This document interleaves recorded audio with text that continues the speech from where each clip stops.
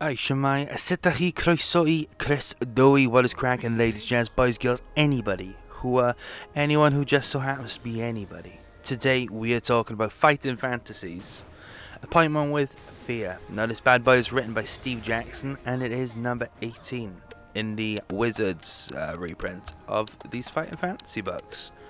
So, let's talk about it. So this bad boy, it follows basically every single structure that it has, the Fighting Fantasy books have in the past. It was published back in the 80s, reprinted back in the 2000s, and then Scholastic reprinted it again in the late 2010s. And this bad boy is a little bit different because it, would you believe that this bad boy, you're not like a dude with a sword, you are a superhero. And that's the whole thing about this book. You are a superhero, and it's amazing, and it's such a good book. I honestly, straight off the bat, I'm going to say I recommend this book. I recommend it 110%. So this book is actually pretty good, but you know, I'm getting well ahead of myself. So I think it's should we talk about the covers? Yeah, I think we're going to talk about the covers. So let's talk about the covers. So when it comes down to the covers, first up we have the old we have the Puffin cover. And now the Puffin cover, oddly enough, I don't know why I rushed to talk about the covers, because the Puffin cover looks very much like the Wizard cover. It has like a more appropriate font, I suppose, if we want to talk about font. If we really want to talk about font, the font's quite good. The cover's quite menacing. The cyborg dude is actually, he looks quite scary. He looks quite mischievous. Oh, I hate that I pronounce it like that. Mischievous. It looks as if he's in the dark somewhere doing this in secret. So yeah, you know, the cover's actually pretty cool. I quite like the cover. It's very retro. It gives that what's his name, Mr. Freeze from the early Batman animations, where he looks a bit goofy, a bit funny. It gives me that vibes, you know. It's like he sort of reminds me of Mr. Freeze. I want to say it's the goggles and the fact that he's bald. I think it is those two things. But yeah, you know, I quite like the Puffin cover. It is pretty cool. The absolute, well, there isn't a downside to it, to be honest. I think for the time that it's printed, it's pretty cool. For the 80s, you know, I think the bad guy really fits into the aesthetic quite well. I think that's probably something that would have been very acceptable back in the 80s. It looks a bit weird. Nowadays. But yeah, that's what you got with the old Puffin covers.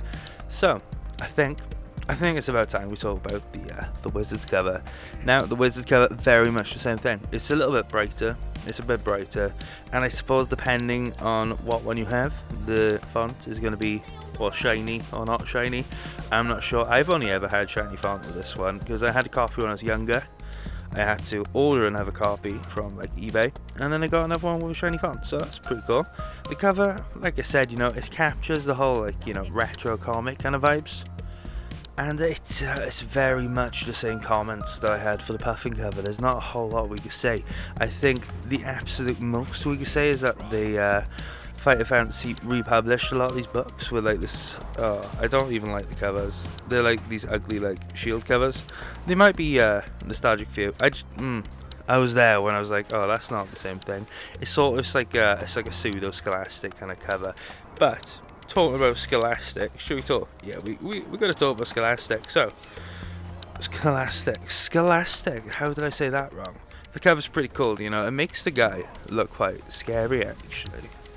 And I think that's pretty good. It's sort of revamped the boy. He looks quite intimidating, he looks quite scary. The absolute only downside comes from the fact that these covers are very minimalistic. You know, you got that weird blue turquoisey colour.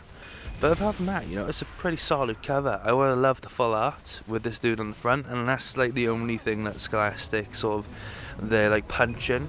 It's we need full art, because look at this, it looks cool. The dude looks a bit like, he gives off maybe Dr. Octopus, Green Goblin kind of vibes. He looks pretty cool. I quite like the cover of this one, but I think if I had to pick a favourite, it's going to be Puffin, Wizard, then Scholastic. Unfortunately, Scholastic still comes last. So we've talked about the covers. So you see this bad boy on the bookshelf, on a bookshelf? On a shelf in a bookshop? Is it a bookshelf? If it's in a bookshop, who knows? That's not going to bother me 5 seconds from then. So you find this on the bookshelf and you're like, ooh, what's it say on the back of that bad boy? What it says is tough, courageous, incorruptible champion of law and order, you are the Silver Crusader. Now the Silver Crusader is actually your character. You play it as like a pre-made superhero kind of thing, but you sort of get some room to customize them, but I digress. Using your superpowers to protect the innocent citizens of teeming Titan City from the terrorism, violence, kidnapping and corruption of a host of supervillains, your mission is to discover the location of a top-secret F.E.A.R, meeting to capture the Titanium Cyborg and his gang and bring them to justice. Now, as you can tell, I didn't see the comma and that tripped me up massively, but yeah, it's actually a really cool story. The story's really cool. I did digress a bit, but what you got is basically just like your old-fashioned, you know, comic book, and it's amazing. It is actually amazing. I love this story, and that's really that's it. So let's just end the video. No, I'm joking. I am joking, but I don't have the editing prowess to do anything funny with that. So let's just talk about the story. So, no, actually, but I'm gonna be very honest with you guys before I actually get into this. This book is one of the ones that I read non-stop when I was younger. This is probably like one of the few books that I just genuinely really clicked with when I was quite young. So when I got this one, when I picked it up, I was like, boys, let's read it. What happened is I picked the book up and I remembered exactly where I left off when I was like 10, and it was the weirdest thing ever. It was the weirdest thing ever. So I remember putting it down because I couldn't remember the you need a code for something. Well, I say something. You need a code to finish the game. It's like one of those things where you have to collect pieces, but you collect a code.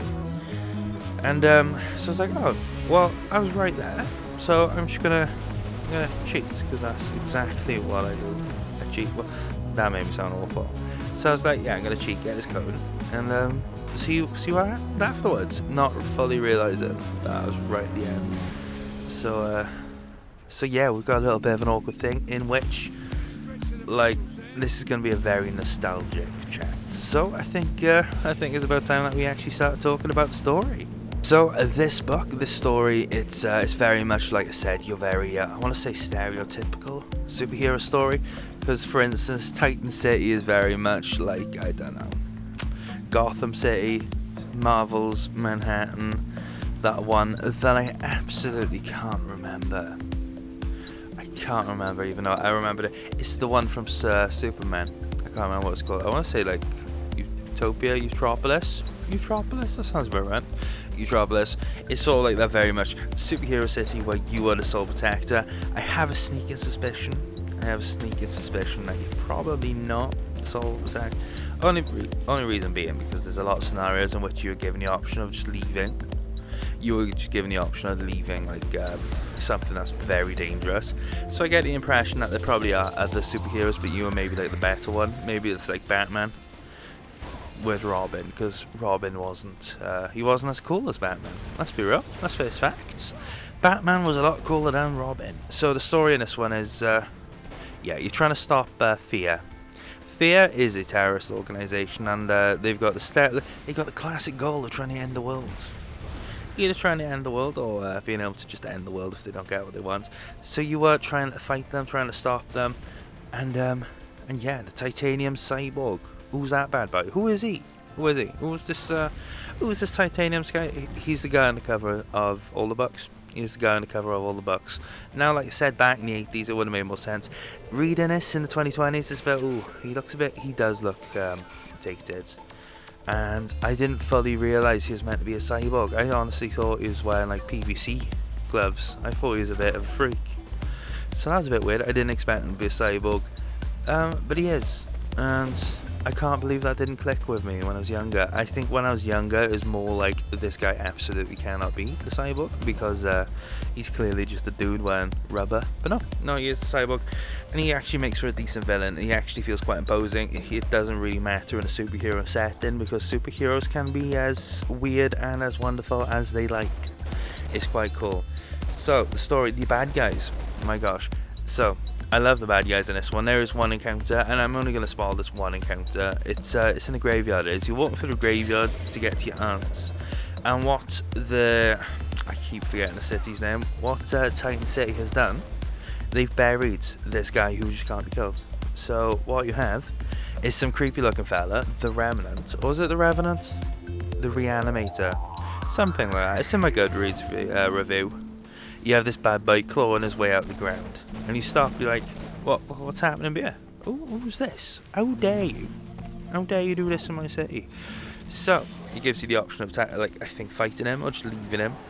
So I'm like, yeah, come on, I'll fight this dude. This sounds fun. So because obviously, I went back and just sort of went through some of my favourite encounters. I decided to use an energy blast. So I used two. So what you've got is me in the middle of a graveyard, essentially nuking some poor sods. And it's just, I don't know, it's just the image of doing so is hilarious.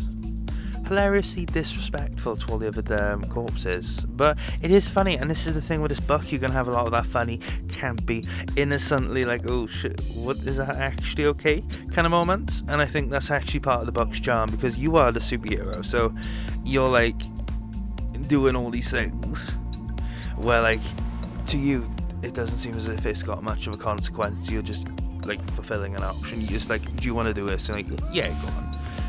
But when you sit back and relax and think about what you've just done, it's like, oh, I should have done that, really, should I? And I love that. I do actually love that. I love that it's got some of the weird, it's not even like a responsibility, because there's no repercussion, but it's like, if you wanted to take this book deathly serious, you could sit down and try and think about, if I do use 2 energy blasts to absolutely annihilate this dude in the graveyard, what repercussion is that going to have on Titan City?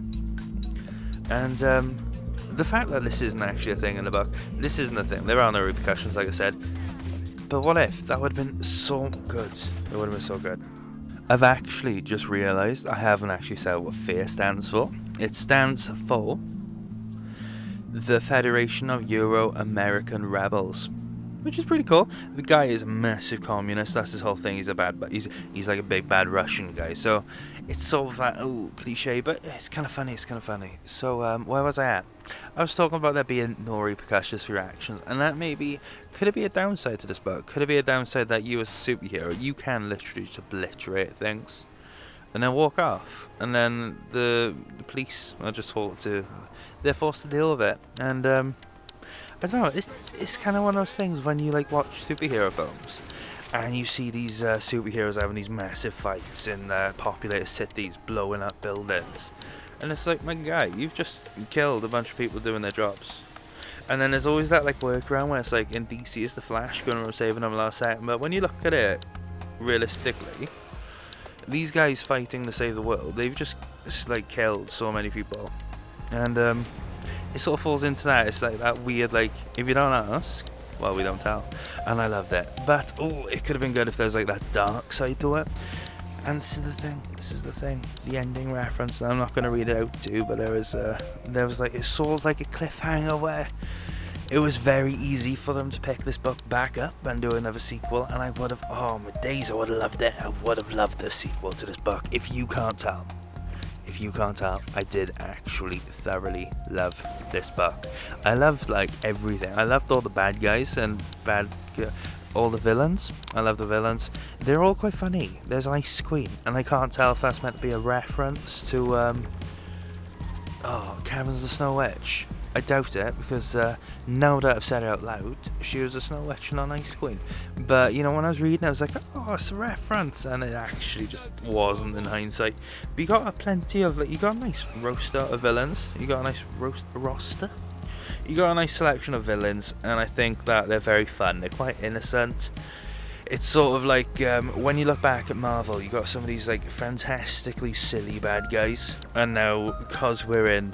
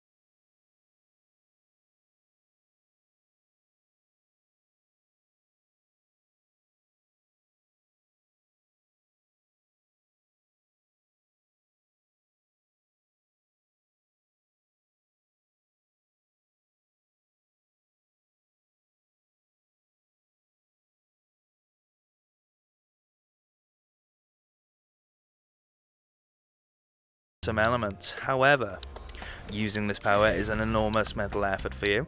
Each time you use your psi power, you must deduct 2 stamina points. And it says turn to 222 to discover your first clue. Do you know what? I just realised this is probably why I couldn't complete the book when I was little, because I never read these parts. I just cheated and I said I had all the powers. Then you have enhanced technological skills, ETS. Your considerable intelligence has allowed you to develop a whole collection of high-tech gadgetry. Through advanced microcircuitry designs, you have been able to miniaturize most of these gadgets so that they fit conveniently into a special accessory belt worn around your waist. You're not going to wear it around your neck, are you? Whatever the situation, you are usually fortunate enough to have something appropriate to use. However, you have avoided developing weaponry in case any weapon you develop should ever fall into the wrong hands and be used by the criminal elements to wreak untold havoc.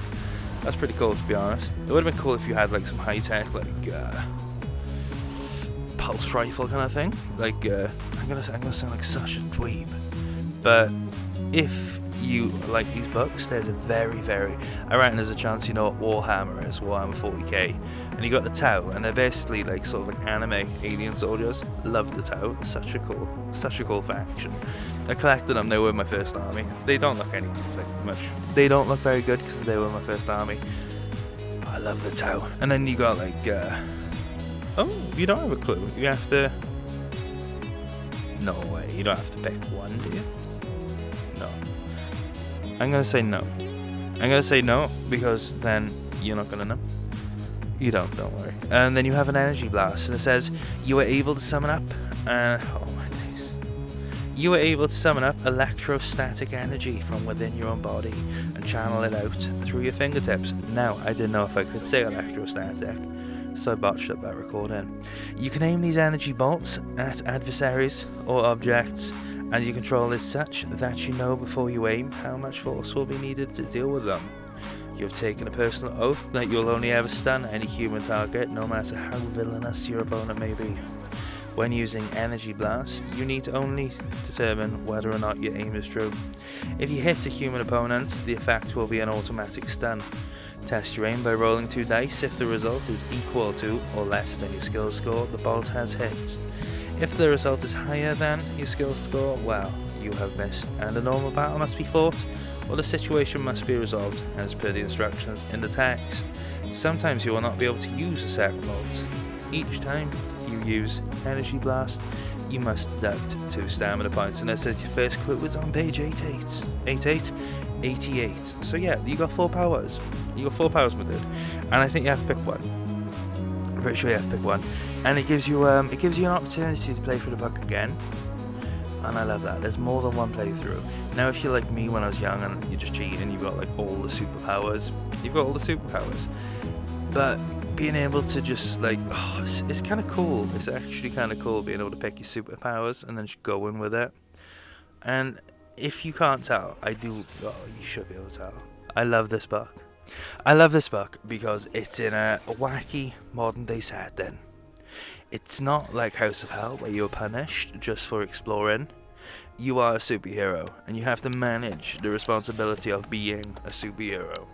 Now, although I was led to believe, although I was hoping I got to absolutely obliterate that dude in a graveyard, it turns out I only stunned him. Gutted. But this book is actually really good. It's a really good book because it's just innocent, it's new, and it's done well. It's not new, is it? But it's in a modern day setting. I say it's in a modern day setting. It's set in the 80s, so it's in like that's 40 years ago. 40 years ago, back when I was still in college. They were like, if it's not within the last 30 years, if it's older than that, it's not contemporary. So it wouldn't pass the contemporary check then, but like it's in a modernish day setting, but it's done well. I prefer this to House of Hell. This one has like fun, campy references to other superhero media, and I think that if you are a fan of like DC and Marvel, one or the other, or both, it's up to you, or any other like, I'm trying to think if there are any other superhero houses out there. There probably are. if you are a fan of superheroes, you are just gonna love this book. Like, I can't think of a bad thing to say about this book. I think maybe, and I think it's probably because it's in the 2020s and everything has to be dark and depressing. Maybe being able to see the repercussion of doing some of the silly stuff you could do in the book would have been nice. But apart from that, man, I love this book. I did actually love this book. I gave it 5 stars on the old Goodreads. It's just such a good book. It is a good book, and I think, yeah, if you like Marvel, if you like DC, if you like one or the other, I don't mind. If you're a massive fanboy for one and you hate the other one, it doesn't matter. You will like this book.